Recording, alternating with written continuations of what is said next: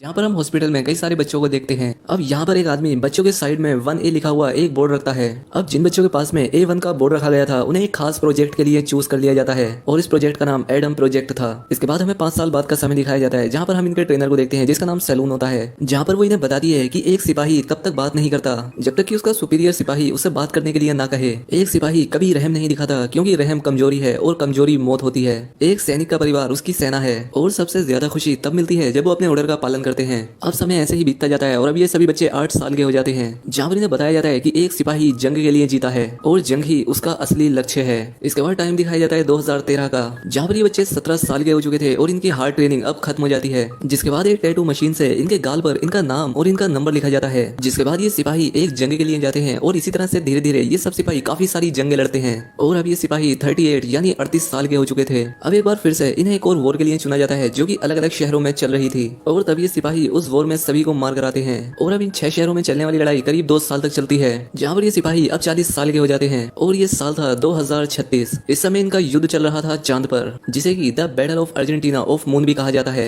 इसमें टोट के साथी जो कि सामने वाले दुश्मन की वजह से घायल हो चुके थे और इसीलिए टोट सामने के दुश्मनों को मार देता है। इसके बाद हमें इनके कमांडर चर्च को दिखाया जाता है जिससे मिलने के लिए कोलोनल मैक आया था। कोलोनल चर्च को बताता है कि तुम्हारी सेना मेरी सेना के सामने कुछ भी नहीं है क्योंकि इनकी ट्रेनिंग तुम्हारे लोगों से ज्यादा बेहतर और हार्ड हुई है। यहाँ तक कि इनकी फिजिक भी तुम्हारे सोल्जर से कहीं ज्यादा अच्छी है। लेकिन चर्च उसे बताता है कि मेरे लोगों ने काफी खतरनाक जंगें लड़ी हैं, वहाँ का माहौल कैसा रहता है और किस सिचुएशन पर उन्हें क्या करना है ये उन्हें अच्छे से पता है। क्या तुम्हारी सेना ने कभी ऐसी चीजों को एक्सपीरियंस किया भी है या नहीं? जिस पर मैं कहता है तो फिर क्यों ना हम इन दोनों टीमों के बीच एक टेस्ट कर लें। जिसके बाद चर्च का एक सोल्जर और साथ ही मैक का एक सोल्जर, उन दोनों के बीच में एक मुकाबला होता है। सबसे पहले टोट को दूर तक भागने का आदेश दिया जाता है, वहीं केन को उसके 20 मिनट बाद भेजा जाता है। अब क्योंकि केन के भागने की स्पीड ज्यादा अच्छी होती है इसलिए वो टोट से पहले भागकर वहां पर पहुंच जाता है और इसके बाद इन्हें एक रस्सी पर चढ़ना था। लेकिन मुकाबले को और ज्यादा खतरनाक बनाने के लिए मैक और चर्च यहाँ पर 2 और सोल्जर्स को भेज देते हैं जिनका टोट बड़ी अच्छी तरह से मुकाबला करता है और उन्हें हरा देता है। अब कहीं टोट केन से जीत न जाए इसलिए वो उसके हाथ पर काट लेता है। अब ये देखकर टोट को गुस्सा आ जाता है इसलिए वो अपनी उंगलियां उसकी आंखों में घुसा देता है और उसकी आंखें फोड़ देता है।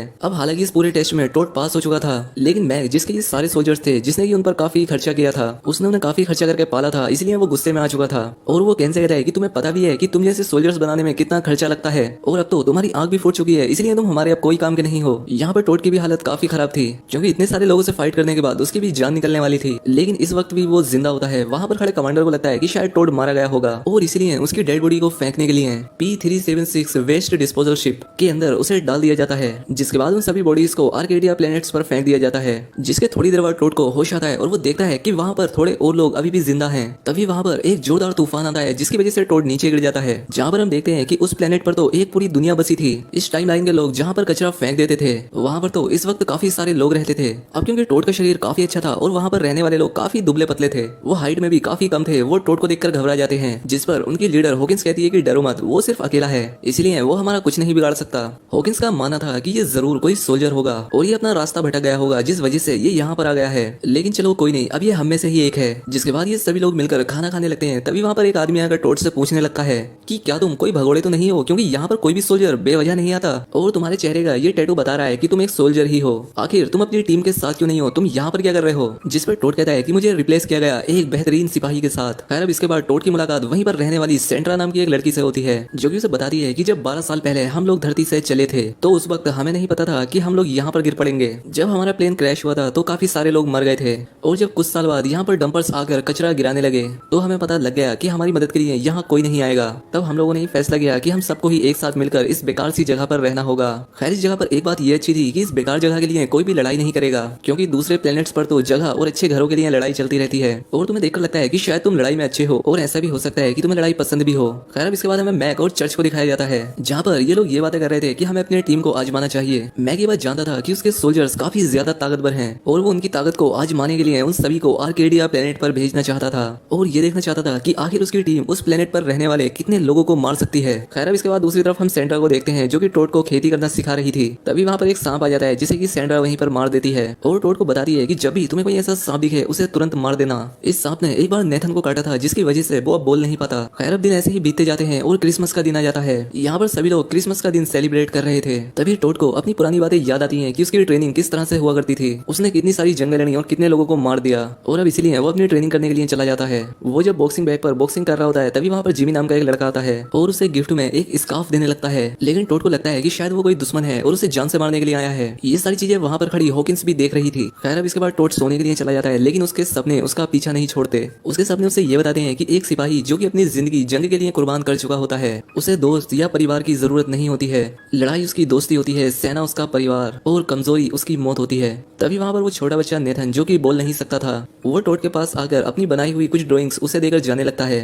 तभी वहाँ पर वही सांप आ जाता है, लेकिन टोड खुद उस सांप को ना मारकर नेथन को जूता देते हुए कहता है कि ये लो जूता और उस सांप को मार दो, क्योंकि अगर तुम खुद की मदद नहीं कर सकते तो तुम किसी की मदद नहीं कर पाओगे। लेकिन इसी वक्त यहाँ पर मैस और सैंड्रा आ जाते हैं और वो टोड को भला बुरा कहने लगते हैं और कहते हैं कि ये तो सिर्फ एक बच्चा है, भला ये सांप से कैसे लड़ सकता है। ये बात इनके पूरे शहर में फैल चुकी थी, जिसके बाद यहाँ पर एक मीटिंग बैठाई जाती है। यहाँ पर हॉकिंस उससे कहती है कि देखो हम तुम्हारे दुश्मन नहीं है, लेकिन तुम्हारा जो रवैया हम लोगों के लिए है उसमें बिल्कुल भी अपनापन नहीं दिखता, इसलिए मैं चाहती हूँ कि तुम हमारा ये शहर छोड़कर कहीं और चले जाओ। जिसके बाद हॉकिंस टोड को कुछ हथियार देती है और इस प्लेनेट से दूर जाने के लिए कहती है।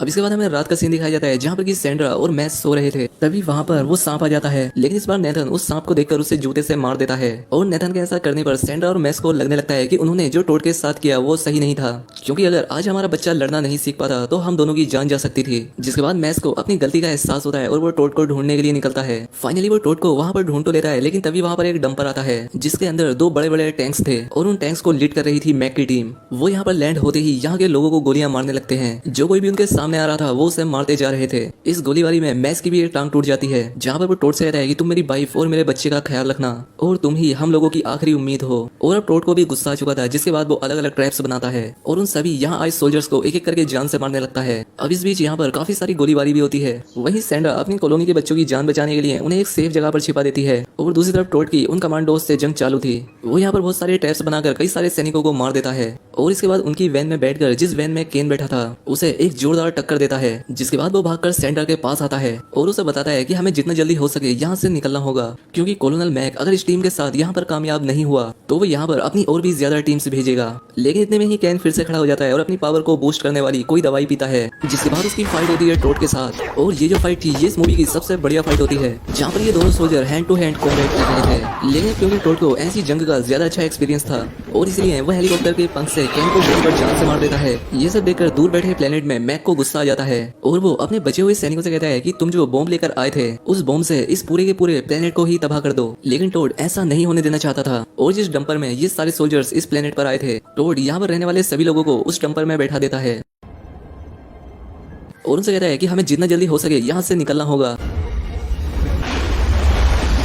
जिसके बाद आर्केडिया प्लेनेट पर एक जोरदार धमाका होता है, लेकिन टोड की वजह से इन सभी की जानें बच चुकी थीं और अब इनका नया प्लेनेट था ट्रिनिटी मून, जिसकी तरफ अब ये लोग जा रहे थे। और अब इसी शानदार एंडिंग के साथ इस मूवी की कहानी यहाँ पर खत्म।